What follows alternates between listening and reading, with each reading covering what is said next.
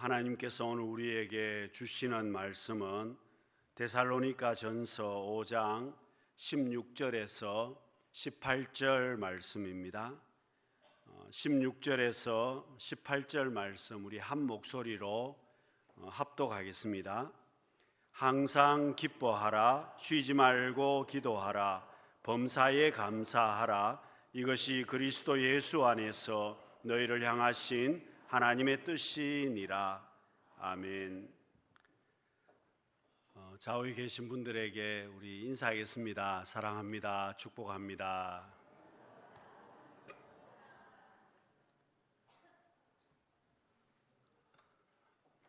이면우 교수님이 쓴 신사고 이론 20이란 책에서 주장한 내용입니다.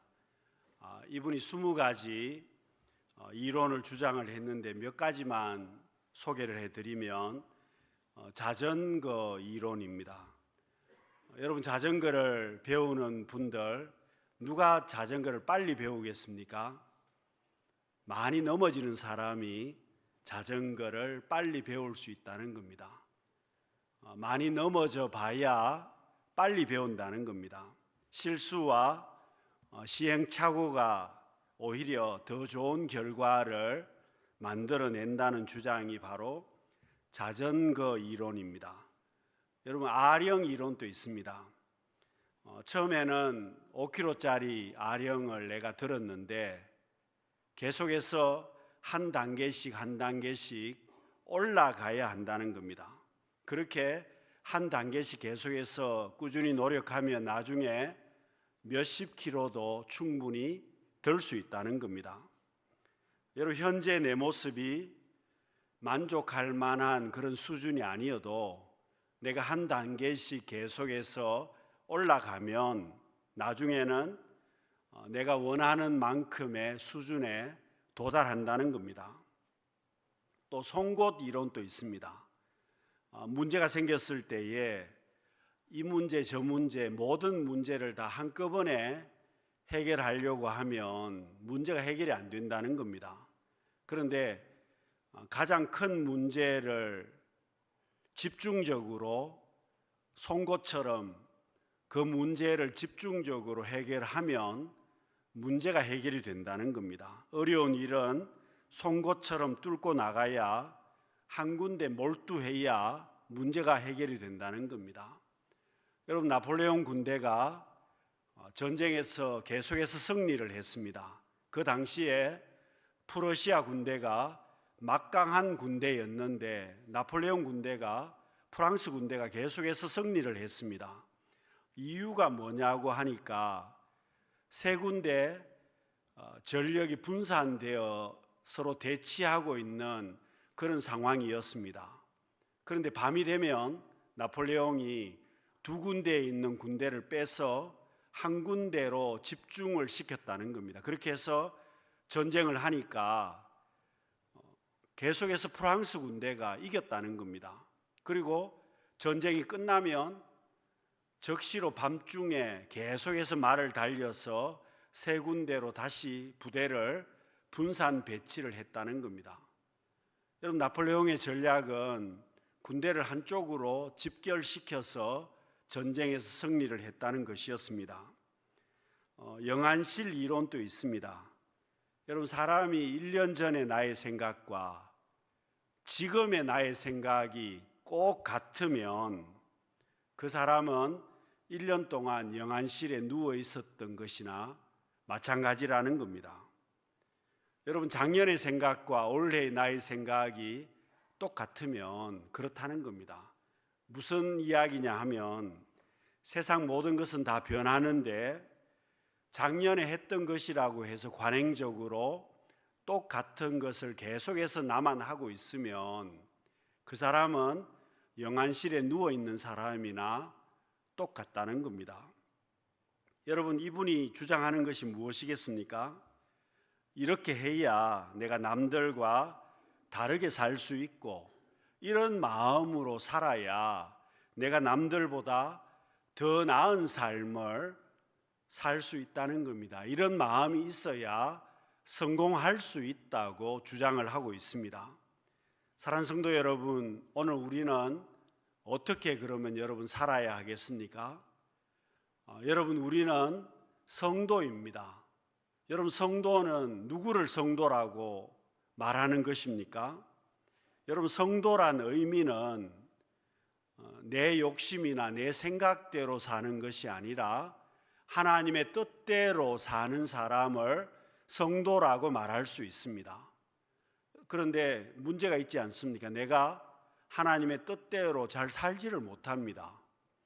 그렇지만 성도가 누구냐? 하나님의 뜻대로 살려고 실패도 하고 노력도 해서 문제도 있지만 그럼에도 불구하고 목표가 하나님의 뜻대로 살아가려고 노력하는 사람이 성도라는 겁니다. 여러분, 성도가 어떻게 살아야 하겠습니까? 하나님의 뜻을 알고 살아야 한다는 겁니다. 여러분, 사도 바울은 하나님의 뜻을 처음에는 알지 못했습니다. 그러다 보니까 핍박자로 살았습니다. 스데반을 죽이는데 참여하기도 했습니다.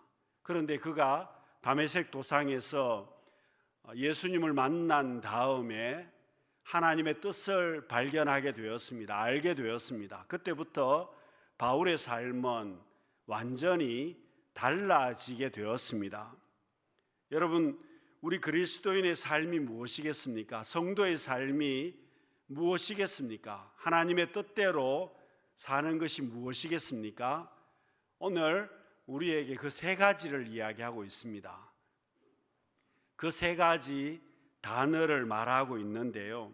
그 첫 번째 단어가 바로 기쁨입니다. 성도가 어떻게 살아야 되느냐? 기쁨을 가지고 살아야 성도라는 겁니다. 여러분, 성도는 어떻게 살아야 되느냐? 항상 기뻐하면서 살 수 있어야 성도라는 겁니다. 여러분, 왜 우리가 그러면 기쁘게 살아야 되겠습니까? 내가 구원받은 성도이기 때문에 그렇습니다. 십자가의 사랑을 받은 성도이기 때문에 그렇습니다. 천국 백성 되었기 때문에 그렇습니다. 그렇기 때문에 기쁨으로 살아야 한다는 겁니다. 여러분, 누가복음 10장 20절 말씀을 보시면은요, 귀신들이 너희에게 항복하는 것으로 기뻐하지 말고 너희 이름이 하늘에 기록된 것으로 기뻐하라. 왜 기뻐하라고 말하겠습니까? 여러분, 내 이름이 천국에 기록이 된 것, 내 이름이 생명책에 기록된 것, 내가 지금 죽어도 천국 갈 수 있다는 것, 그것 때문에 어떤 환경이든지 간에 우리는 기뻐하면서 살아야 한다는 겁니다. 여러분, 이 기쁨은 환경 때문에 기뻐하는 것도 아닙니다. 내가 많이 가졌기 때문에 좋은 조건이 좋아서 기뻐하는 것도 아닙니다. 어떤 상황이든지 간에 기뻐해야 된다는 것입니다. 여러분, 중요한 것은 하나님과 나와의 관계라는 겁니다. 하나님과 나와의 관계가 있기 때문에 기뻐해야 된다고 말씀하고 있습니다. 여러분, 문제가 되는 것은 항상 기뻐하라고 말씀하고 있습니다. 여러분, 어떻게 항상 기뻐할 수가 있겠습니까? 하나님과 나와의 관계 때문에 기뻐할 수 있다는 겁니다. 여러분, 기독교에서는 임재라는 단어를 많이 사용합니다. 여러분, 이 임재라는 단어는 내가 찬송을 해도 그 찬송 가운데 하나님의 임재가 있어야 됩니다. 기도를 해도 그 기도 가운데 하나님의 임재가 있어야 됩니다. 예배를 드려도 그 예배 가운데 하나님의 임재하심이 반드시 있어야만 합니다. 그래서 여러분, 임재라고 하는 말은 개인이나 단체나 어떤 장소나 상관없이 그 공간에 하나님이 함께 하신다는 그런 의미입니다. 여러분, 지금 우리가 예배 드리는데 이 공간에 하나님이 함께 하신다면 하나님이 임재하신다, 그렇게 표현하는 겁니다. 다르게 말하면 하나님이 나와 함께 하시는 것을 하나님이 임재하신다고 표현할 수 있습니다. 여러분, 내가 1년 동안 하나님과 동행했습니다. 그러면 다르게 표현하면 하나님의 임재하심이 우리의 삶 가운데 1년 동안 계속되는 것입니다. 여러분, 에녹은 300년 동안 하나님과 동행했다고 성경은 말씀합니다. 그 말은 에녹의 삶 가운데, 에녹의 생활 가운데 하나님께서 항상 임재하는 생활을 했다는 겁니다. 그러니 에녹은 300년 동안 살면서 하나님과 동행했노라고 성경은 말씀합니다. 여러분, 하나님과 나와의 관계 속에서 하나님께서 우리 가운데 임재하시면 하나님의 역사가 일어나게 됩니다. 여러분, 에스겔서 37장에서 그 골짜기에 마른 뼈가 가득했습니다. 그런데 하나님께서 임재하시니까 그 마른 뼈가 군대가 되었습니다. 하나님이 임재하시니까 모든 것이 다 달라지게 되었습니다.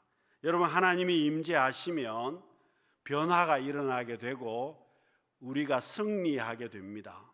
또 하나님이 임재하시면 내 삶에 기쁨이 있습니다. 그래서 여러분, 하나님께서 나와 함께 하시는 것, 그것이 하나님의 임재하심이고, 하나님의 임재하심이 있는 사람은 어떤 상황 속에서도 기뻐할 수 있다는 겁니다. 여러분, 초대교회 그리스도인들이 기뻐했습니다. 여러분, 순교하면서도 기뻐했습니다. 스데반은 순교하면서도 얼굴에 웃음이 있었습니다. 사도 바울은 어려움이 참 많았습니다마는 기쁨으로 그 사역을 감당했습니다. 이유가 하나님과의 관계성 속에서 하나님의 임재하심 가운데 기쁨이 있었다는 겁니다. 여러분, 성공해도 불행한 사람이 있고 실패했지만 행복한 사람이 있습니다. 건강하고 많이 가져도 불행한 사람이 있고 몸도 아프고 여러 가지 문제도 많지만 행복한 사람이 있습니다. 여러분, 그 차이가 무엇이겠습니까? 하나님의 임재하심이 있느냐 없느냐입니다. 하나님이 나와 함께 하심이 있느냐 없느냐입니다. 하나님과 나와의 관계가 어떠냐입니다. 사랑하는 성도 여러분, 하나님의 임재하심 가운데 내가 신앙생활하면서 어떤 상황에서도 기쁨을 잃어버리지 않는 우리 성도님들이 되시기를 바랍니다. 여러분, 내가 어떤 단어를 붙들고 살아야 되겠습니까? 두 번째 붙들고 살아야 될 단어가 기도입니다. 여러분, 성도는 어떤 상황에서도 이 기도하는 모습으로 살아야만 합니다. 그래서 어떻게 말하고 있습니까? 이 기도하게 되는데 쉬지 말고 기도해야 된다고 말씀하고 있습니다. 그런데 여러분, 어떤 사람이 기도할 수 있겠습니까? 하나님을 아버지라고 부를 수 있는 사람이 기도할 수 있습니다. 여러분, 집에 있는 자녀들이 자기 부모에게 요구를 할 때가 있습니다. 왜 자녀가 부모에게 요구할 수 있겠습니까? 자녀이기 때문에 요구를 합니다. 잘하든 못하든 간에 자녀이기 때문에 자격이 있다는 뜻입니다. 여러분, 오늘 우리는 하나님의 자녀이기 때문에 하나님을 아바 아버지라고 부를 수 있는 성도이기 때문에 하나님 앞에 기도할 수 있는 자격을 가진 사람들이 오늘 우리들입니다.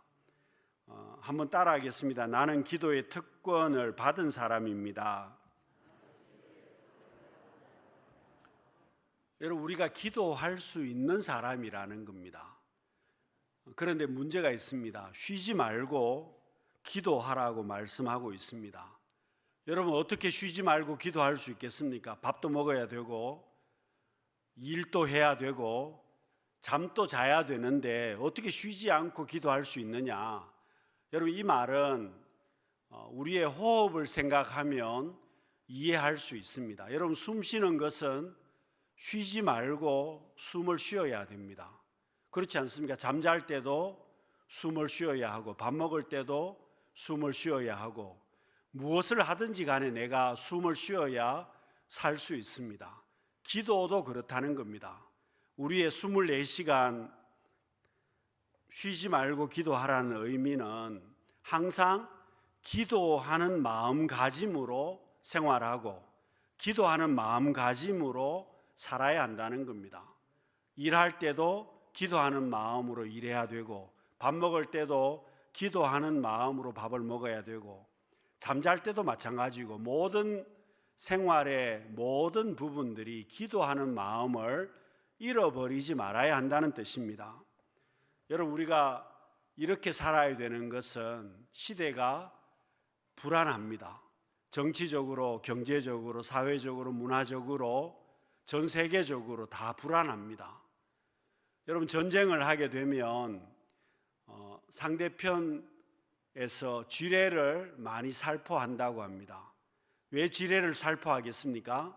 상대편 군사들이 오다가 지뢰를 밟으면 그 지뢰가 터져서 죽게 됩니다. 그런 것처럼 여러분, 불안하다는 말은 언제 어디서 터질지 모른다는 겁니다. 언제 어디서 문제가 생길지 우리는 알지 못합니다. 마치 지뢰가 살포되어 있는 것처럼 우리의 삶이 그렇게 불안합니다. 정치적으로도 불안하고 경제적으로도 먹고 사는 것이 불안합니다. 건강을 생각해도 언제 문제가 생길지 모릅니다. 자녀들을 보아도 언제 어떻게 될지 걱정이 많습니다. 불안할 수밖에 없습니다. 그런데도 우리가 여러분 잘 살 수 있는 것은 기도하기 때문에 살 수 있다고 말씀합니다. 여러분, 기도가 있으면 기도가 울타리가 되어서 잘 살 수 있습니다. 불안해도 기도가 있는 사람은 살 수 있다는 겁니다. 왜냐하면 하나님께서 내 삶에 울타리가 되시기 때문에 그렇습니다. 개인적으로도 하나님께서 울타리가 되시고 자녀들에게도 하나님이 울타리가 되시고 우리의 직장이나 기업이나 하나님께서 울타리가 되시면 불안하지 않습니다. 설령 문제가 생겼다고 하더라도 얼마든지 그 문제를 극복할 수 있는 힘을 주시기 때문에 그렇습니다. 그래서 쉬지 말고 생활 속에서 기도하는 마음으로 살아라고 말씀하고 있습니다. 사랑하는 성도 여러분, 우리가 어떤 단어를 붙들고 살아야 하겠습니까? 기도라는 단어를 붙들고 살아야만 합니다. 24시간 기도의 단어를 붙들고 불안한 시대를 살아가지만 우리가 기도라는 단어를 붙들고 기도하심을 통해서 복 있는 성도의 삶을 살 수 있는 우리 성도님들이 되시기를 바랍니다. 여러분, 어떤 단어를 붙들고 살아야 되겠습니까? 감사라는 단어입니다. 기쁨이란 단어와 기도라는 단어, 그리고 세 번째 감사의 단어를 붙들고 살아야 됩니다. 여러분, 내가 신앙생활을 잘하고 있는지 문제가 있는지 질문을 해보시기 바랍니다. 어떻게 질문할까요? 내가 감사가 있는지 한번 질문해 보시기를 바랍니다. 내 삶 속에 감사가 조금이라도 있으면 그는 문제가 없습니다. 그런데 내 삶 가운데 감사가 전혀 없으면 문제가 많이 있을 수밖에 없습니다. 여러분, 루터는 그렇게 이야기했습니다. 마귀의 세계에는 감사가 절대로 없다. 그래서 귀신 들린 사람을 봐라. 감사하는 사람이 누가 있느냐. 여러분, 감사는 사탄 마귀는 절대로 감사하지 않는다는 겁니다. 그러나 성도는 어떻게 살아야 되느냐. 감사로 시작해서 감사로 끝나는 삶이 성도의 삶이라는 겁니다. 여러분, 우리가 사울 왕을 생각해 보면 참 안타까운 부분들이 정말 많습니다. 여러분, 사울은 행복할 조건을 다 갖춘 사람이었습니다. 여러분, 조건이 사울처럼 다 조건을 갖춘 사람이 없었습니다. 그러면 당연히 행복해야 되지 않겠습니까? 그런데 사울은 행복하지를 못했습니다. 이유가 뭐겠습니까? 가장 중요한 이유 한 가지가 바로 감사입니다. 여러분, 사울은 조건이 정말 좋았습니다. 왕으로 세움을 받았습니다. 아말렉과 전쟁을 하면서 하나님께서 전쟁에서 승리하게 해주셨습니다. 그러면 여러분, 사울이 해야 될 일이 뭐겠습니까? 제일 먼저 하나님 앞에 감사해야 되지 않겠습니까? 그런데 사울은 감사하지 않습니다. 오히려 자기를 위해서 기념비를 세웠습니다. 전쟁에서 자기가 승리했다고 기념비를 만들었습니다. 여러분, 또 사울은 이제 골리앗 때문에 고생하다가 다윗이 나타나서 골리앗을 다윗이 죽였습니다. 이스라엘이 어려운 전쟁에서 완전히 승리했습니다. 그러면 여러분, 사울이 해야 될 일이 뭘까요? 전쟁에서 하나님께서 이기게 해주셨으니 하나님 앞에 감사해야 되지 않겠습니까? 그런데 사울은 감사하지 않습니다. 오히려 시기하고 불평했습니다. 누구 때문에? 다윗 때문에. 다윗이 자기보다 더 노래 소리가, 다윗은 만만이라고 사람들이 노래를 불렀기 때문에 자기와 다윗을 비교하다가 시기하고 질투해서, 여러분, 사울은 복 있는 삶을 살지를 못했습니다. 여러분, 사울은 충분히 행복할 수 있는 조건을 갖춘 사람이었습니다. 그런데 감사가 없었기 때문에 불행한 삶을 살았습니다. 여러분, 나는 어떻습니까? 나도 충분히 하나님 앞에 복 있는 삶을 살고 행복할 조건을 갖춘 사람인데, 문제가 뭘까요? 내게 감사가 없으면 나는 절대로 복 있는 삶을 살지 못합니다. 여러분, 내가 어떤 단어를 붙들고 살아야 하겠습니까? 감사라는 단어입니다. 올 한 해도 마찬가지입니다. 뭘 해도 여러분, 시기하고 질투하고 비교하고 있으면 망하는 것입니다. 그러나 무엇이든지 내가 감사하고 있으면 그 사람은 복을 받을 수밖에 없습니다. 여러분, 비교하지 말아야 되는 것은 저나 여러분들이나 하나님께서 내게 주신 분깃이 있습니다. 여러분, 옆 사람하고 비교하지 말아야 되는 것은 그 사람은 그 사람이고 하나님이 내게 주신 복은 따로 있습니다. 여러분, 지금 내가 어렵고 망했을 수도 있습니다. 그런데 여러분, 계속 망하는 것은 아닙니다. 왜냐하면 하나님께서 때가 되면 주실 부분들이 반드시 있기 때문에 분깃이 다 다르다는 뜻입니다. 내가 해야 되는 것은 무엇이겠습니까? 비교하지 말고 시기하고 질투하지 말고 하나님 앞에 감사로 사는 것입니다. 여러분, 사울은 정말 행복할 수 있는 모든 조건을 갖춘 사람이었습니다. 그런데 스스로가 속고 말았습니다. 여러분, 우리도 마찬가지입니다. 스스로 자기를 속이는 사람들이 많습니다. 왜 그럴까요? 내게 주신 것들이 당연하다고 생각하는 사람은 스스로 속이는 겁니다. 내가 나를 속이는 것이라는 겁니다. 여러분, 사울도 그랬습니다. 자기가 속이는 겁니다. 여러분, 왕이 된 것 당연한 것입니까? 전쟁에서 승리한 것 당연한 것입니까? 당연한 게 아닙니다. 여러분, 내게도 마찬가지입니다. 내가 이렇게 잘 살고 있는 것 여러분 당연하다고 생각하십니까? 절대로 그렇지 않습니다. 절대로 당연하지 않습니다. 하나님께서 은혜로 내게 주신 것들입니다. 그러면 우리가 붙들어야 될 단어는 감사라는 단어를 잊어버리지 말아야 됩니다. 범사에 감사하라. 어떤 상황이든지 감사를 잃어버리지 말아야만 한다는 겁니다. 여러분, 마지막으로 한 사람 이야기만 하고 마치려고 합니다. 세상에 이런 일이라는 방송에서 나온 이야기입니다.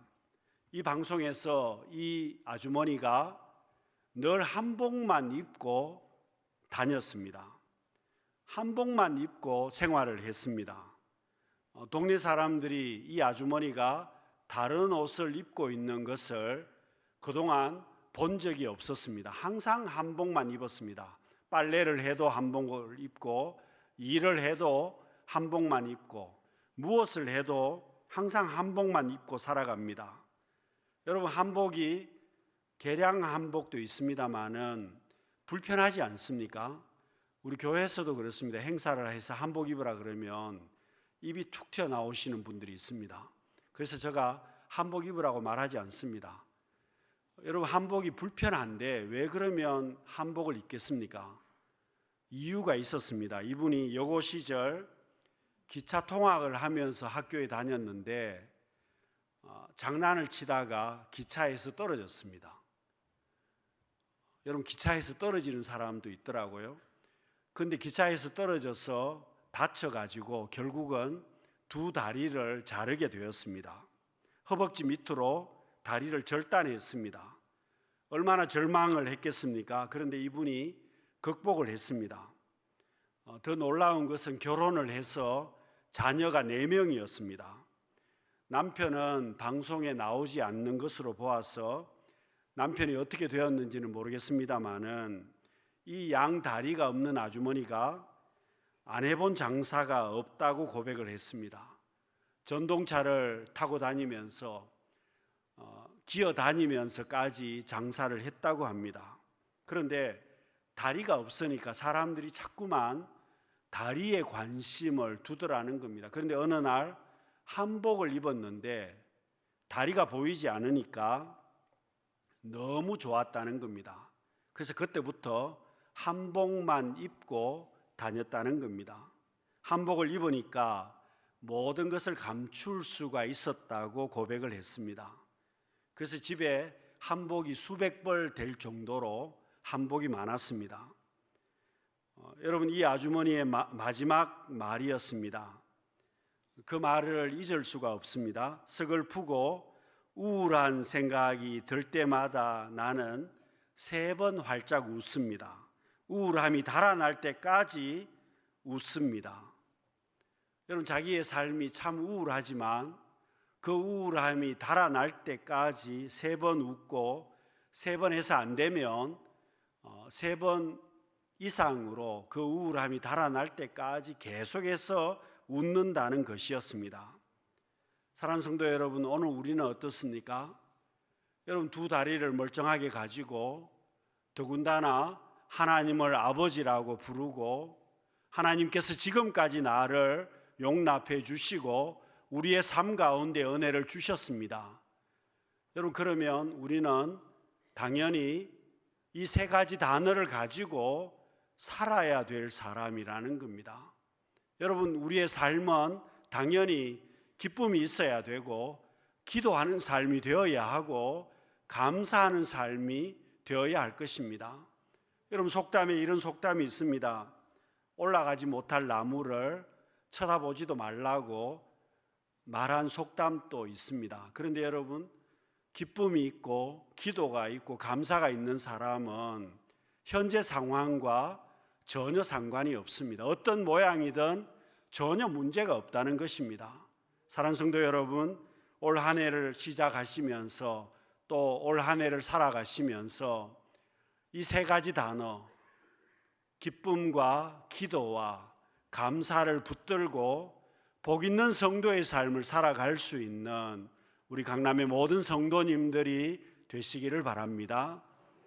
기도하겠습니다. 사랑이 많으신 하나님 아버지, 우리의 삶의 자리가 어렵고 힘들 수도 있지만 저희들 감사하며 기뻐하며 기도하며 복 있는 성도의 삶을 살아갈 수 있는 우리 모두가 되게 하여 주옵소서. 예수님 이름으로 기도드립니다. 아멘.